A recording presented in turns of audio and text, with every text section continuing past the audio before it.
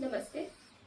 चैत्र नवरात्रि गुड़ी पड़वा की आप सभी को बहुत बहुत शुभकामनाएं। आज के संवत्सर का जो शुरुआत हुई है उसके रिलेटेड हम एक परंपरा का निर्वहन करने जा रहे हैं। उस परंपरा को आगे बढ़ाते हुए उस परंपरा के बारे में जानने के लिए हम अपने बड़ों से भी बात करेंगे। तो वो परंपरा है पंचांग पढ़ने की परंपरा। दादी सर, नानपा में क्या होता था नव वर्ष पे? ये पंचांग पढ़ता था घर में, पंडित जाके जी पंचांग पढ़ता होगा। मम्मी उज्जैन जाजली में भी ऐसी कोई परंपरा? जाजली में परंपरा तो है, पर वहाँ पे दिवाली की पड़वा को पढ़ा जाता था, कार्तिक की पड़वा को। तो घर घर जाके पंडित जी पंचांग पढ़ के साल भर की जो ऊंच नीच सब आप बताते थे उसमें। तो हमारे वहाँ पे दिवाली पे पढ़ा जाता है। ठीक। श्री गणेशाय नमः। संवत्सर वर्ष फलाशय रौद्र नामकीय संवत्सर वर्षेश राजा गुरु मंत्री भौम सशेष गुरु ध्यानेश बुध मेघेश चंद्र रसेश शनि नीरसेश गुरु फलेश चंद्र धनेश गुरु दुर्गेश चंद्र।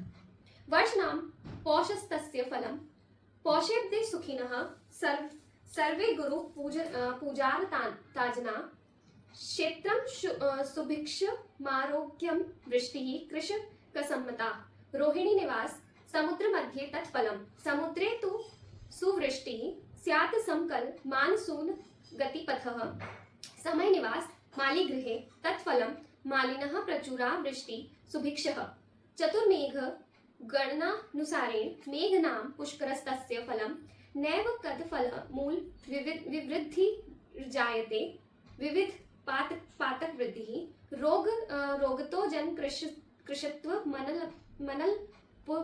मनलम पुष्करे जलधरे जल्पमलम नवमेघ गणना गुणते मेघ नाम काल संकीय रोगतो विकल ताव पुष्पातान्यस्य अस्यान्निधः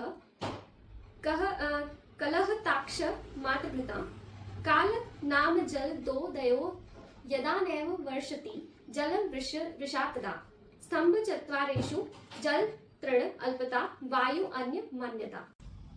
तो आप सभी ने देखा कि पंचांग वाचन की एक परंपरा हुआ करती थी पहले, जहाँ पर पंडित जी घर घर जाकर के लोगों को जन या समाज में पूरा वर्ष कैसा बीतने वाला है इसके बारे में सूचना देते थे।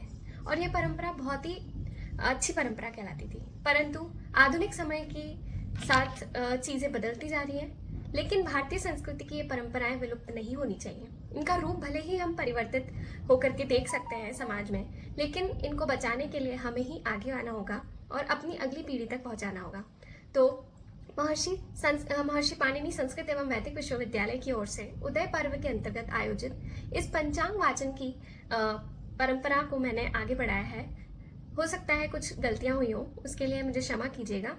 ये भी मेरा एक ज्योतिष जगत से जुड़ने के बाद एक पहला एक्सपीरियंस है। आप सभी का बहुत बहुत धन्यवाद। जय हिंद, जय भारत। आप सभी को नववर्ष की शुभकामनाएं।